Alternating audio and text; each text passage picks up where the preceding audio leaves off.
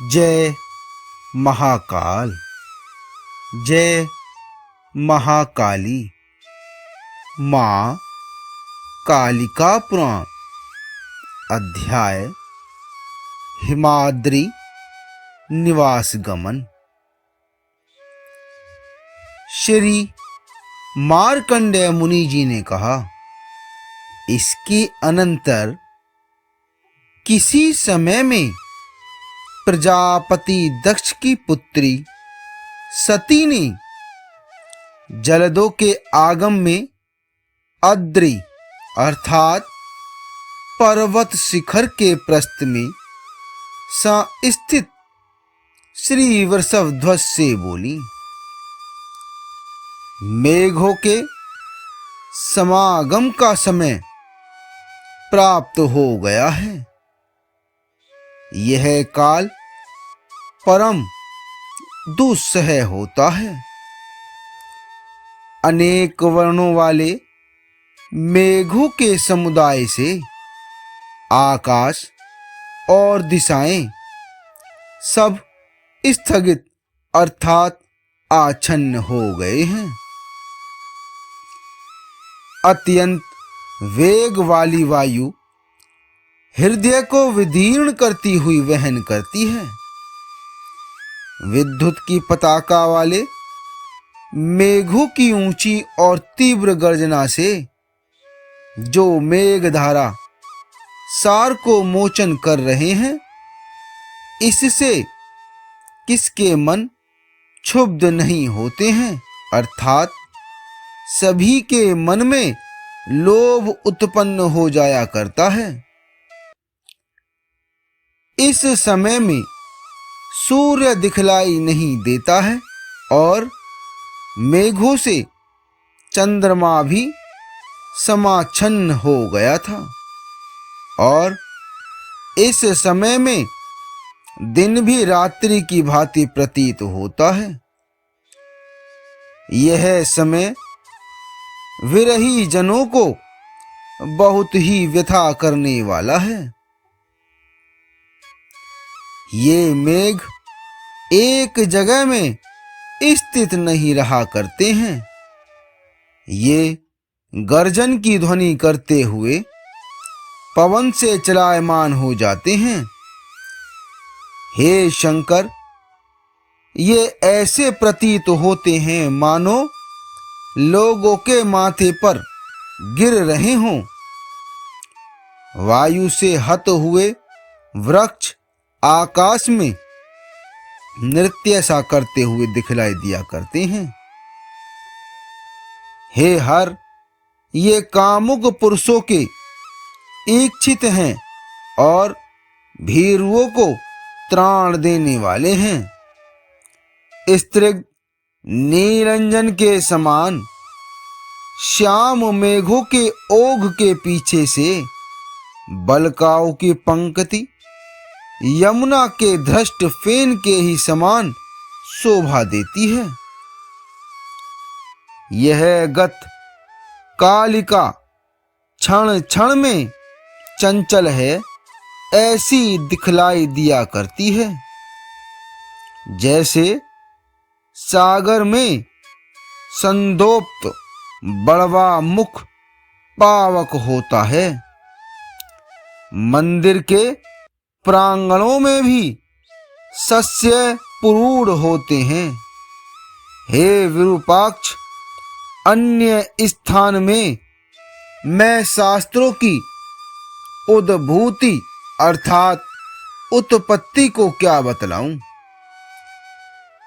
श्याममल और राजत कक्षों से यह हिमवान विशद हो रहा है।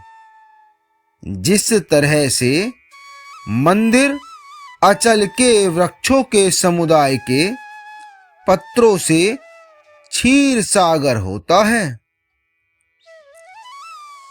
वह कुसुमों की श्री इसके कुटज का सेवन करती हैं।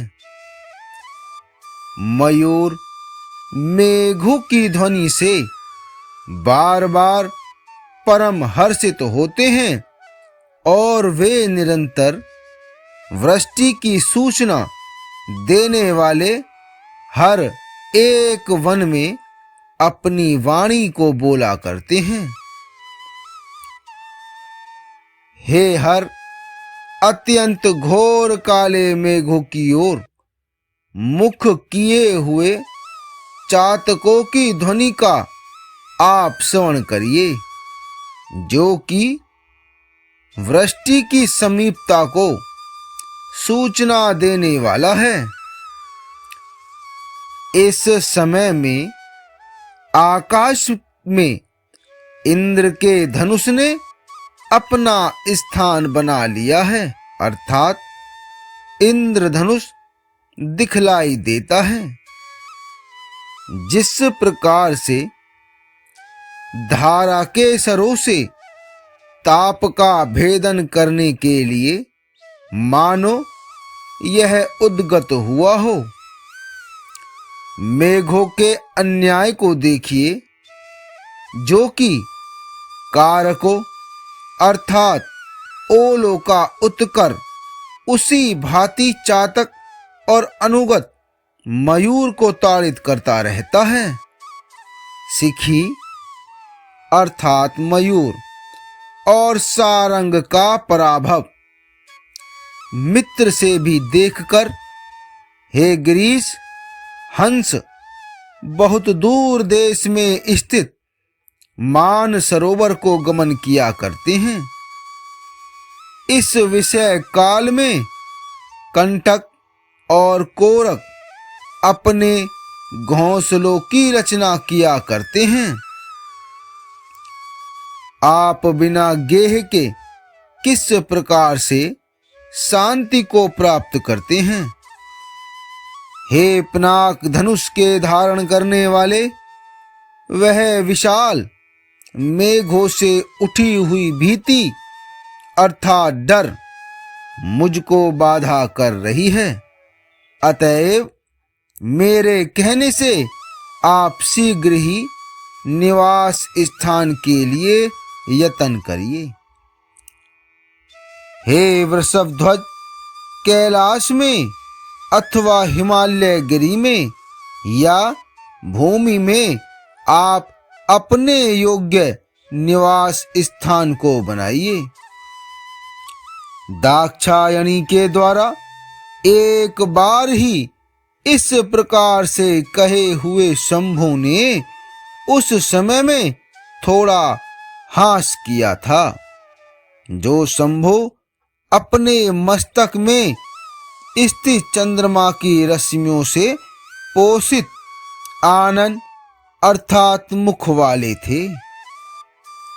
इसके अनंतर महान आत्मा वाले, सभी तत्वों के ज्ञान से सुसंपन्न, मंद मुस्कुराहट से अपने होठों के संपुट को भेद न करने वाले शिव परमेश्वरी देवी को तुष्ट करते हुए बोले थे। प्रभु ने कहा कि हे मनोहरे, आपकी प्रीति के लिए जहां पर भी मुझे निवास करना चाहिए, हे मेरी प्यारी, वहां पर मेघ कभी भी गमन करने वाले नहीं होंगे। इस महीभृत अर्थात पर्वत के नितंब के समीप पर्यंत ही मेघ सुचरण किया करते हैं। हे मनोहर, वर्षा ऋतु में भी इस प्रालय के धाम गिरी के अंदर सदा मेघों की गति वहीं तक है। उसी भांति कैलाश की जहां तक मेखला है, वहीं तक मेघ संचरण करते हैं।